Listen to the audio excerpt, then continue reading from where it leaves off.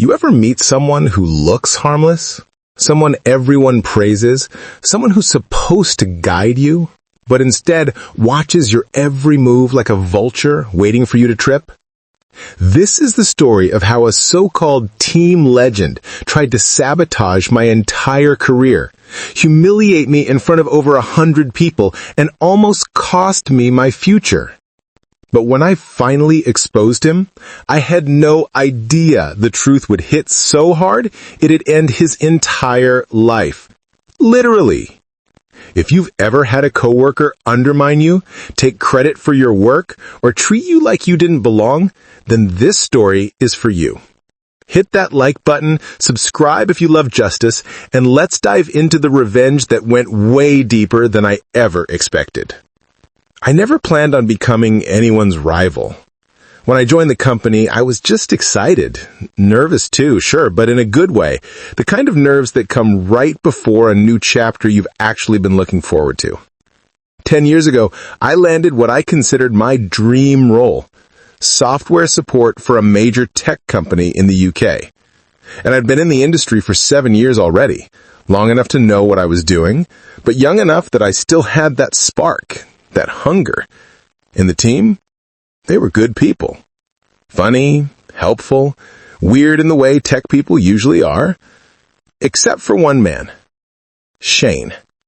Even the way people said his name had a weight, almost reverence. The team guru.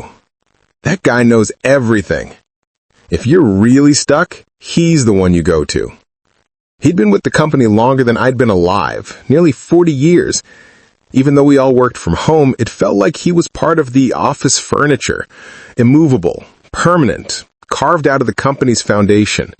At first, I admired him.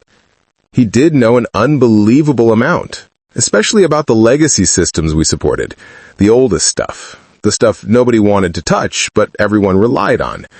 When I called him with a question, he had the answer like he'd been waiting for me to ask it. We weren't friends, but we were cordial. And I respected him. My real friend on the team was Mel. Mel was, well, imagine someone who's just as knowledgeable as the team guru, but without the ego, the condescension, or the cryptic nonsense. She'd been with the company forever too, but she actually adapted with the times. She learned new tools, she stayed sharp, and she was hilarious. Dry humor, the kind that sneaks up on you. One day early on, we were on a call just shooting the breeze after solving some minor issue, and she mentioned she'd actually met Shane once, years back, at a conference in New York. She's huge, she said. Like properly huge. 400, maybe 450, and he's got these health issues that make traveling a nightmare. But he pushed himself to go because he said it was probably the last time he'd traveled before retirement. She said it gently, without judgment. Just fact. And honestly, I felt bad for him. It made sense why he was always at home, always sitting, always breathing heavy on calls. She said he was basically holding out until he could retire and keep his medical insurance. I didn't think much of it. Why would I? But if I'd known then what was coming, I would have paid a lot more attention. 2 years in, everything changed. The company decided to pivot. New applications, new tools, new technologies. A total shift from the legacy system Shane had practically grown up with. Personally, I was thrilled. It meant the playing field was level again. Nobody had experience with these new tools. Nobody had the head start. I put in hours, late nights, early mornings, trial and error, messy tests, broken builds, and slowly I became good. Really good. The kind of good where people started saying things like, ask him, he's the guy for the new stuff. The expert. The go-to. And that's when the sniping started. Little jabs at first. Sarcastic comments in team meetings. Weird replies to email threads. If I was late by 2 minutes because a customer call ran long, "Oh, look," he'd interrupt loudly. "Ordo's Deluxe finally decided to join us." Even though he'd done the same thing 100 times. If I asked a technical question in a group channel, he'd respond with something like, Maybe try reading the manual before bothering people who actually understand the system. He'd say it with a smiley face, like that softened the blow. It didn't. It got to the point Mel called me one day and asked, "What's your problem with Shane?" My problem? I said, "He has a problem with me." She sounded genuinely surprised. Well, let me see what I can find out. Turns out she didn't need to try very hard, because one day, everything snapped into place. If you work in tech support long enough, you eventually get that call, the nightmare, the one that could cost the company millions. That day came. Systems failing, alerts blowing up, customers screaming, executives joining the call in a panic. Our team managers split the team into groups to troubleshoot different angles. And then, she paired me with Shane. I felt my stomach tighten, but fine, I'm a professional. The call started simple enough, but within minutes, I realized something shocking. Shane didn't know a damn thing about the new system. Not a little, not rusty, not out of practice. He knew nothing. Every task I asked him to check, he needed step-by-step hand-holding. Basic command? He didn't know it. Log directory? He didn't know it. He didn't know anything. Eventually, I just screen shared and walked through everything myself, narrating each step. Logs, patches, configs, timestamps, deep technical stuff he should have known at least the basics of. And when I finally found the culprit, a bad patch we'd deployed recently, he suddenly dropped from the call. I didn't think anything of it. Skype was flaky as hell. I wrote my notes, rejoined the main call, and immediately I was attacked. What did you do? Why did you deploy it like that? Why did you ignore Shane's fix? My chest went cold. My hands literally froze on my keyboard. Shane had gone back into the group call with over 100 people listening and told them I caused the outage, that I messed up the deployment, that he identified the fix, and that I refused to implement it. I tried to speak, but nobody listened. His 40-year reputation outweighed my truth. I was disciplined, given a verbal warning that went on my record. He was congratulated, thanked, commended. Mel called me afterwards, voice trembling with anger. He bragged to me about it, told me he put you in your place. That's when I finally understood. He wasn't trying to mentor me. He wasn't trying to help me grow. He saw me as competition, a threat to his legacy, a reminder he hadn't adapted, hadn't learned, hadn't stayed relevant. He hated that I was good. He hated that I worked hard. He hated that I'd replaced him in everything but title. So he decided to destroy me. And I decided that would be the last time he ever tried. I didn't sleep that night. Not even for a minute. I lay there in the dark, staring at the ceiling, chest tightening every time the incident replayed in my mind.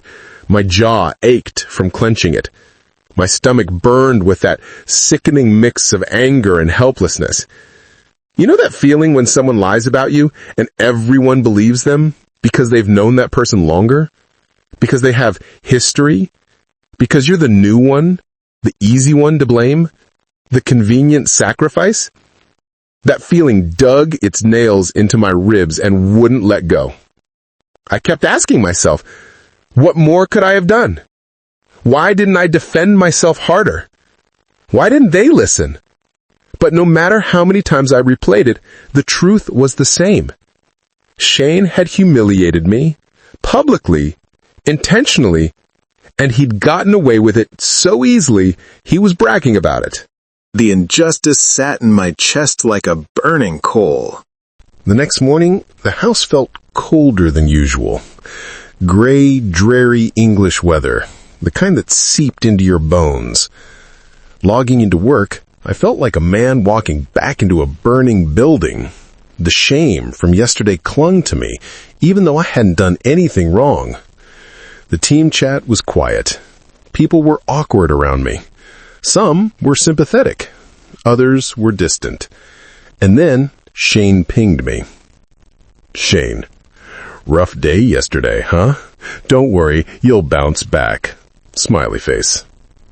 Bounce back? From his lie? I stared at that stupid message, fingers trembling, heart pounding, as the heat rose in my face. But I didn't respond. Not then. Not yet. I needed to think. Mel called me that afternoon. I could hear the tension in her voice before she even spoke. Are you okay? No, I said, and the word came out harsher than I meant, not even a bit. She didn't sugarcoat a thing. He walked around today like a hero, she said, people congratulating him. He's bragging so much it's nauseating. I don't understand why he hates me, I said, and for the first time I meant it. I just didn't understand the depth of his resentment. I never tried to take anything from him. I just learned the tools like everyone was supposed to. Mel sighed. A long one. He thinks you're taking his identity, she said. The new systems replaced the legacy stuff he's been the king of for decades.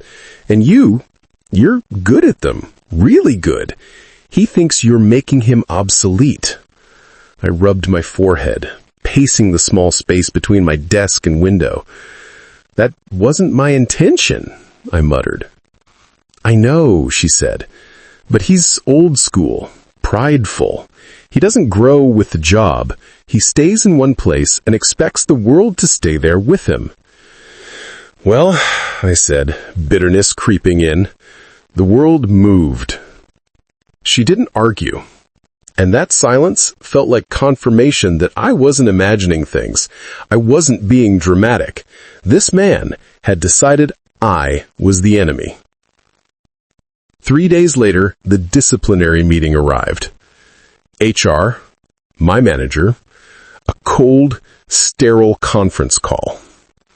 I had to sit there, listening while they read out the outrageously twisted version of events based entirely on Shane's lies, knowing I had no way to prove what really happened. His reputation was the evidence. His age was the credibility. His tenure was the proof.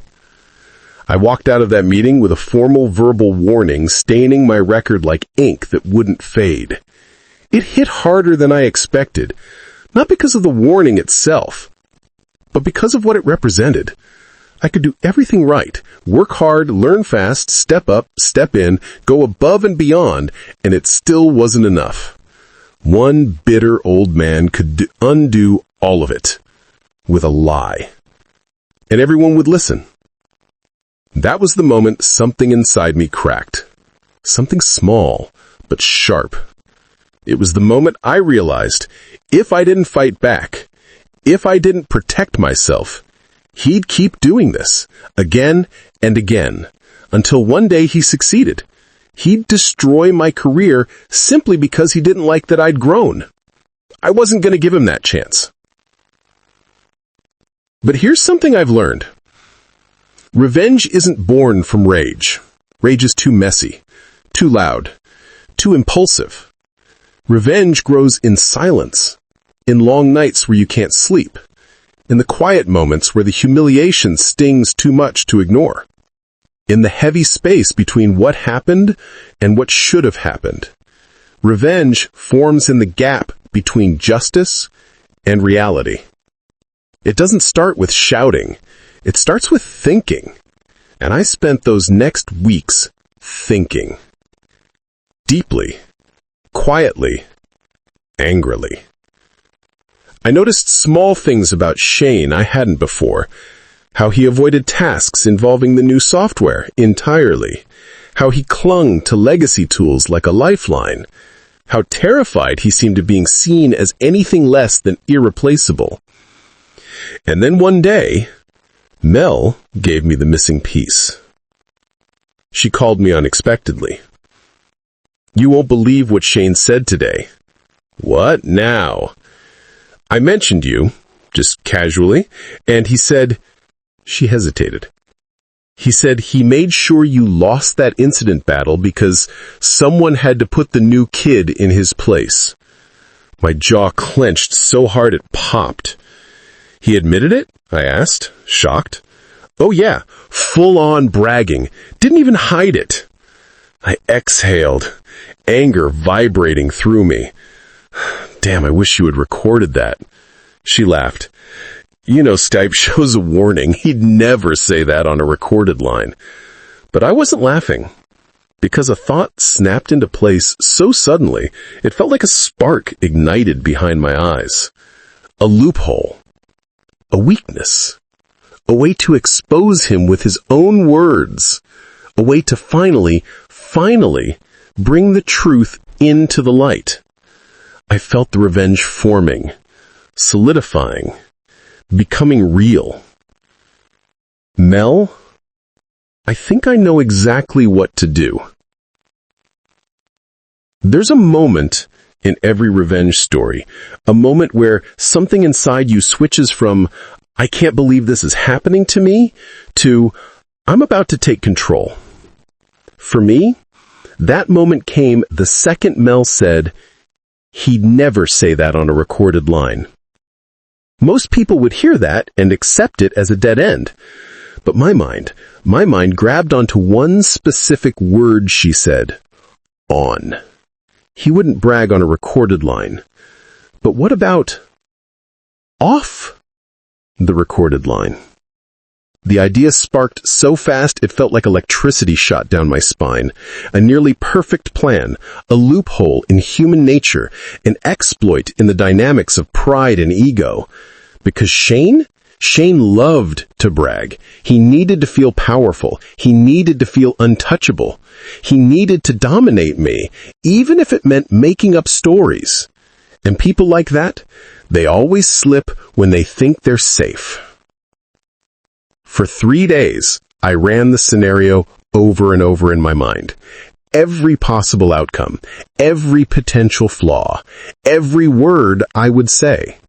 I treated it like a software test, isolating conditions, predicting responses, controlling variables. Revenge isn't just rage. Revenge is engineering. I knew 3 things with absolute certainty. Shane needed to think I was the one feeling guilty. He needed to think I wanted to patch things up. He needed to believe that the call was being safely recorded at first, so he'd behave. Only then would the mask drop moment hit with full force. I wanted the recording to capture not just his confession, but the switch. The moment he thought he was alone with me, the moment he let the real him out. Because that moment is what HR cares about. Not insults, not rivalry, not workplace tension. They care about abuse of authority, sabotage, misconduct, hostile work environment, and above all, intent. And Shane was overflowing with intent. He had made it his hobby to humiliate me. His pride demanded it. His ego thrived on it. The trick was to get him to show it. On a Thursday morning, I messaged him. Me. Hey, can we talk one-on-one? There's something I need to clear up. Shane. Smiley face. Sure thing, buddy. Buddy. The fake friendliness was so sickening it almost derailed the plan right there. But I forced myself to breathe, to stay calm, to play the part. At 2 p.m., I hit call. My heart pounded so hard I felt it in my fingertips. This was it. The Skype window popped up. His face didn't appear. He rarely used his camera, but his voice came through, that fake old man charming tone he always used when pretending to be harmless. Hey there, champ. What's on your mind? I kept my tone even. Before we start, I'm recording this call. Bing. Skype's system auto-notification appeared for both of us. He paused, just a fraction too long, then said, Oh, sure, of course, Transparency is important. Exactly the reaction I expected. Now, the dance could begin. I didn't ease into it. I went straight for the jugular. You lied about the outage, Shane. Silence. Thick. Heavy. You blamed me for something you didn't understand, I continued. You told management I caused the issue, and you implied I refused to fix it. That's not just untrue. It's sabotage. He cleared his throat loudly, a sound that always meant he was preparing a performance. Well, I'm sorry you feel that way, he said in a soft, patronizing tone. I think you're misinterpreting things. If you have concerns, we should bring this to our manager. I'd never intentionally... I cut him off. I wanted to provoke just enough tension. You've been taking shots at me for years, I said. Little comments, snide remarks, undermining me in calls, twisting things in emails. Whoa, he said, voice dramatically wounded. This is sounding very adversarial. I don't want this getting escalated. I do. What? I want the truth on record, Shane. He panicked for a split second. I heard it in the hitch in his breathing. Then he leaned on the only strategy he knew. Well, if that's how you want to portray me, I can't stop you. But I won't admit to something I didn't do. Which was perfect. Exactly what I needed. I needed the facade. Because the next moment, that was the kill shot. I said calmly, "Hold on 1 second. I'm turning the recording off." And I clicked the button. Bing. Recording stopped. Silence again. But a different kind. This one felt like the air just shifted, like I had closed a door behind us. We were alone now. No oversight, no HR, no witnesses. And that's when Shane finally told the truth. His voice changed instantly. Gone was the fake concern, the soft old man act, the teen guru persona. He exhaled sharply. Good, he said. Now we can talk like adults. My pulse surged. He continued, You need to learn your place. Each word came out soaked in venom. You young guys come in here thinking you're smarter than everyone else, but you're not. You're just eager, and eagerness doesn't equal experience. I stayed silent. Let him dig deeper. I earned my place here, he said, voice rising. I've been running this team long before you even finished school. You think you can come in here with your new software and your little tricks and just take over? A laugh. A bitter, nasal laugh. I'll be damned if I'm letting some shiny new hotshot make me look obsolete. Every word exposed him more. You deserved to be knocked down a peg, and if I have to do it again, I will. You don't respect your elders. You don't respect hierarchy, and people like you need a reminder of who built this department. I let a full 3 seconds pass before I said anything. Then I asked, quietly, So you did lie? More silence. He realized his mistake, but only after he said it. Yes, and I'd do it again. My heart hammered in my chest. I almost couldn't believe it. He actually said it. Clear, unfiltered, unambiguous. I swallowed. And then, I decided to twist the knife. Speaking of new software, I said casually, have you heard of OBS? OBS? He asked, confused. What the hell is OBS? It's a recording tool. Much better than Skype. You should Google it. And before he could process what I meant, before he could realize the implications, before he could even gasp, I hung up. The first message came 30 seconds later. Shane. Wait! Are you saying you recorded that? Then, please don't do anything rash. Then, if that recording gets out, I lose everything. Then, My benefits, my retirement, my insurance, everything. Please, I'm begging you, just delete it. I stared at the screen.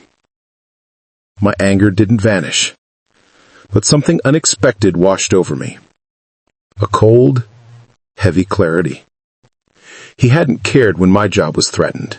He hadn't cared when I was humiliated publicly. He hadn't cared when I was given a formal warning. He hadn't cared about the truth. He only cared about himself. And now it was his turn to feel helpless. I typed my only response. You should have thought about that before you tried to get me fired. Then I forwarded everything. The messages, the audio, the call logs, to the proper channels. I didn't need to embellish a thing. He had incriminated himself perfectly. Some people think revenge is loud. They imagine shouting matches, broken mugs, dramatic confrontations in office hallways. But real revenge happens in silence. It happens in the quiet click of an email being sent, the soft thump of a file attached, the stillness right after you press forward to HR. No applause. No fireworks. Just a stillness that feels like the air itself is waiting to see what happens next. That was the silence that filled my apartment the second I sent Shane's confession. I sat back in my chair, breathing steady, heart calm. For the first time in months, I felt in control. But I had no idea how fast everything would unravel, or how far it would go. HR responded the next morning at 7:42 a.m. A single sentence. Thank you for submitting this. We will begin an immediate investigation. No warmth, no hint, just ice. Good. I didn't want comfort. I wanted justice. Then the lockdown began. Shane was removed from all customer channels. Access permissions changed. His activity logs were quietly pulled. Managers held unplanned alignment meetings. People noticed something was happening, but nobody knew what. Except Mel.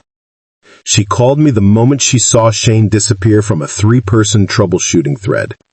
Her voice was low, almost whispering, like she was afraid the walls could hear her. She asked, "What did you do?" I told her. All of it. And when I finished, she exhaled, a long, trembling breath. Good, she said. About damn time someone stopped him. But the truth is, we hadn't even reached the real fallout yet. That was coming. And it was going to be brutal. 2 days later, HR scheduled meetings. Mandatory. One-on-one. Recorded. They called me first. I expected questions. I expected skepticism. I expected that defensive clinical tone HR always uses when they're afraid to take sides. But no. The HR manager came into that call looking like she'd slept 2 hours and aged 10 years. She said, "Thank you for your cooperation. We have reviewed the audio." That alone told me everything. She swallowed hard. "You did nothing wrong." I felt something loosen in my chest, something that had been knotted up for months. She continued, "We are extremely concerned about what we heard. His language, his aggression, the admission of sabotage, the power misuse." She listed every sin, every violation, every policy broken, every reason he should have been fired 10 times over. Then she said, "This is not the first complaint about his behavior. But this is the first proof." Proof. That word hit like thunder. Shane had gotten away with bullying for decades because nobody had evidence. But I did. And the company couldn't ignore it. The HR manager closed the meeting with, "We will be taking swift action." Swift action. I thought that meant a suspension, or a demotion, or forced retirement. I thought I knew where this story was going. I had no idea. Mel called me later that afternoon, out of breath. She whispered, "They're interviewing him right now, and he's panicking." Apparently, he joined the meeting already sweating, breathing heavily, voice trembling. For years he had been untouchable. Now, he was cornered, and he knew it. According to someone who overheard portions of the meeting, Shane didn't defend himself. He begged. She said, "He tried to blame you at first, but HR shut it down immediately." They quoted his own words back to him. He had no escape, no lies left, no leverage. Everything he had used against me collapsed in seconds. He left the meeting early, claiming he didn't feel. The next morning, the company email went out. It was short, cold, corporate. Shane, last name, is no longer employed with the company, effective immediately. Just like that. 40 years. Gone. The team chat exploded. Some were shocked. Some were confused. Some stayed quiet. But Mel messaged me privately. "I knew they'd fire him," she wrote, "but I didn't expect this." I asked her what she meant. She sent one more message. "He died." I stared at the screen. Not breathing. Not blinking. Just reading that message over and over. He died. I called her instantly. "What do you mean he died?" Her voice cracked as she explained. His sister posted about it on Facebook this morning. He had a heart attack. At home. Last night. The same night he was fired. The same night his world collapsed. The same night his legacy crumbled. I didn't speak for a long time. Mel didn't either. Silence again. But not the satisfying kind. This silence felt heavy, like guilt, like shock, like something irreversible had just happened. He was terrified of losing his insurance. He said it constantly. I think the stress pushed him over the edge. I sat there, numb. I hadn't meant for this. I never wanted it to reach his heart, just his career. But reality doesn't care what we intend. Actions ripple. Consequences spread. And sometimes they reach farther than you ever imagined. The company tried to bury everything. No mention of the investigation, no closure email, no acknowledgement of misconduct. Just silence. But people talk. The story leaked internally in whispers. He sabotaged someone. He got caught. He finally pushed the wrong person. He collapsed after being fired. Some blamed him. Some blamed the company. Some blamed nobody. Few blamed me. I didn't respond to any of it, because I didn't even know how I felt.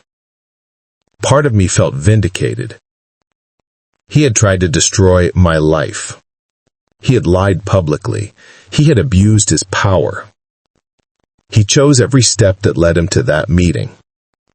But another part of me, a part I didn't expect, felt the weight of what came after.